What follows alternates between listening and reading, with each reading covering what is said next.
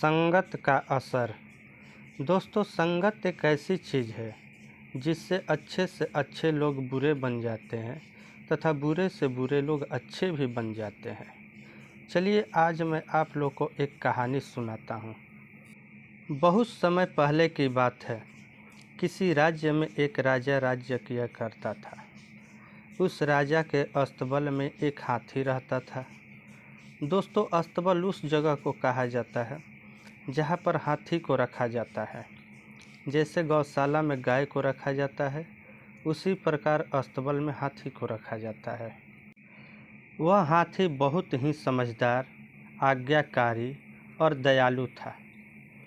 उस राज्य के सभी लोग उस हाथी से बहुत प्रसन्न रहते थे। राजा को भी उस हाथी पर बहुत गर्व था। कुछ समय बाद उस हाथी के अस्तबल के बाहर कुछ चोरों ने अपनी झोपड़ी बना ली। चोर दिन भर लूटपाट और मारपीट करते और रात में अपने अड्डे पर आकर अपनी अपनी बहादुरी का बखान करते थे। और चोर अक्सर अगले दिन की योजना भी बनाते थे कि किसे, कब, कहाँ और कैसे लूटना है। उनकी बातें सुनकर लगता था कि वो सभी चोर बहुत खतरनाक है। वह समझदार हाथी उन सभी चोरों की बात सुनता रहता था। कुछ दिन बाद उस हाथी पर भी चोरों की बातों का असर होने लगा। उस हाथी को लगने लगा कि दूसरों पर अत्याचार करना ही असली वीरता है। इसलिए उस हाथी ने फैसला लिया कि अब मैं भी चोरों की तरह अत्याचार करके बहादुरी दिखाऊंगा। दोस्तों, हुआ यूं कि उस हाथी ने सबसे पहले अपने महावत पर वार किया और महावत को पटक पटक कर मार डाला। इतने अच्छे हाथी की ऐसी हरकत देखकर सारे लोग परेशान हो गए। हाथी किसी के काबू में नहीं आ रहा था। राजा भी उस हाथी का रूप देखकर चिंतित हो रहा था। फिर राजा ने उस हाथी के लिए नए महावत को बुलाया। उस हाथी ने उस नए महावत को भी मार गिराया। दोस्तों, इसी प्रकार उस बिगड़ी हुई हाथी ने 4 महावत को कुचल दिया।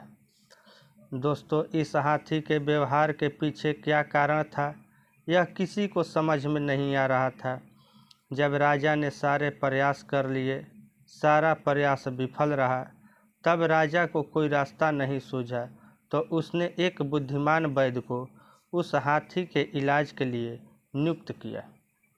राजा ने वैद्य जी से आग्रह किया कि जितनी जल्दी हो सके इस हाथी का इलाज करें ताकि वह राज्य में तबाही न कर सके। वैद्य जी ने राजा की बात को गंभीरता से लिया और उस हाथी पर कड़ी निगरानी शुरू कर दी। वैद्य जी को जल्द ही पता चल गया कि उस हाथी में यह परिवर्तन इन चोरों के कारण हुआ है।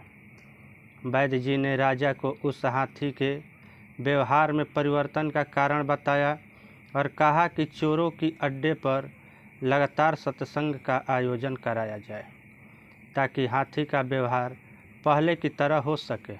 राजा ने ऐसा ही किया। अब उस अस्तबल के बाहर रोज सत्संग का आयोजन होने लगा। धीरे धीरे हाथी की दिमागी हालत सुधरने लगी। दोस्तों, कुछ ही दिनों में उस हाथी ने पहले जैसा उदार और दयालु बन गया। दोस्तों, राजा ने अपने पसंदीदा हाथी के ठीक हो जाने पर बहुत प्रसन्न हुए। दोस्तों, राजा ने अपनी राज्य सभा में वैद्य जी की बहुत प्रशंसा की तथा उन्हें बहुत सारा उपहार भी प्रदान किए। दोस्तों, एक कहावत है, संगत से गुण होत है, संगत से गुण जात। दोस्तों, इस कहानी से हमें यही सीख मिलती है कि किसी के जीवन में गुण या अवगुण का आना जाना उसके संगत का असर होता है। संगति का असर बहुत जल्दी और गहरा होता है।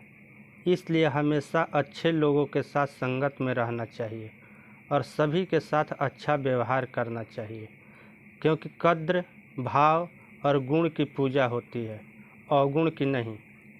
तो दोस्तों, कहानी अगर अच्छी लगी हो तो वीडियो को लाइक, सब्सक्राइब एवं शेयर ज़रूर करें। साथ ही घंटा को दबाना न भूलें। फिर मिलते हैं अगले वीडियो में एक नई कहानी के साथ। तब तक के लिए जय श्री राम, जय जय श्री राम।